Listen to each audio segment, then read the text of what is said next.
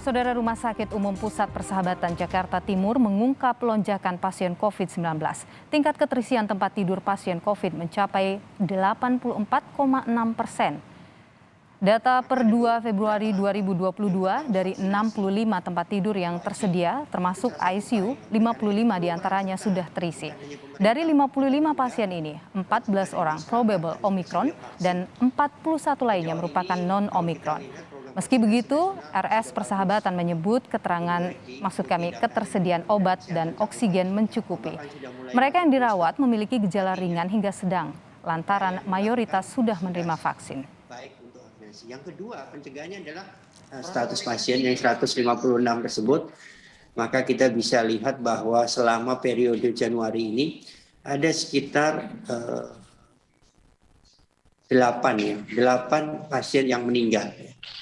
Yang pulang sudah cukup banyak selama Januari ini 91 dan yang masih dirawat sampai tanggal 2 ini 55 ya. Dan sebagian besar itu WNI dan kita bisa lihat sejauh ini kasus untuk yang non-Omicron itu masih lebih tinggi daripada Omicron.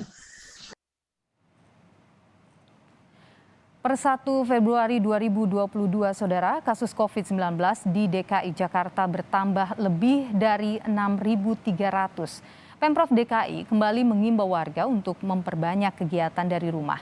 Pemprov juga akan terus memastikan tersedianya fasilitas kesehatan bagi pasien COVID-19.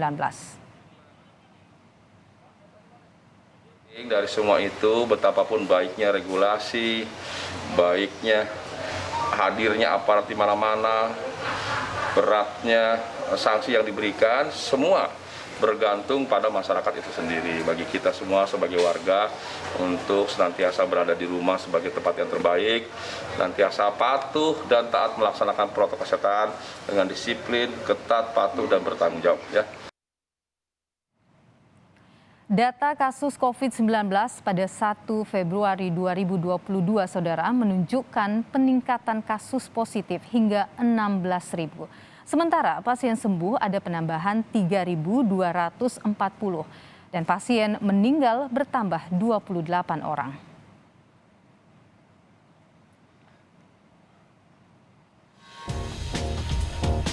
Antrean kendaraan warga mengular. Mereka ingin menjalani tes usap COVID-19 di daerah Boulevard Bintaro, Pondok Aren, Tangerang Selatan, Banten pada Selasa malam. Meningkatnya kasus COVID-19 membuat jumlah warga yang di-tracing dan harus menjalani tes usap COVID-19 pun semakin banyak. Hanafi salah satunya. Ia harus tes COVID-19 lantaran berinteraksi dengan temannya yang terpapar COVID-19. Cuma ini untuk memastikan saja ini apakah beneran apa enggak gitu kena COVID, apalagi ini Omicron ini yang lagi marak ini.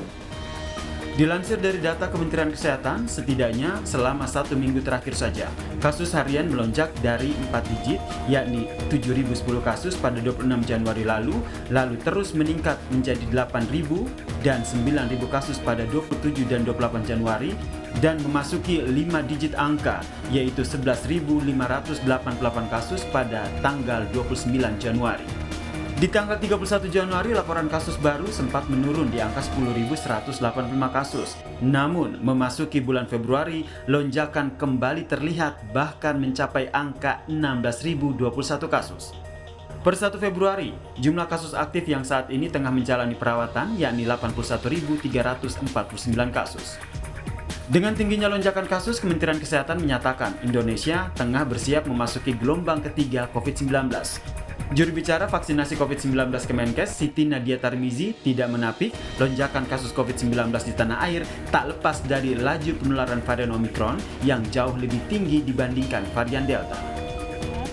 Yang kedua adalah prokes yang kurang ketat dijalankan pada kelompok usia muda, dan yang terakhir adalah karena memang aktivitas yang dilakukan. Selain memang transmisi lokal Omicron kan meningkat, jadi memang laju penularan juga terjadi peningkatan pada level transmisi komunitas.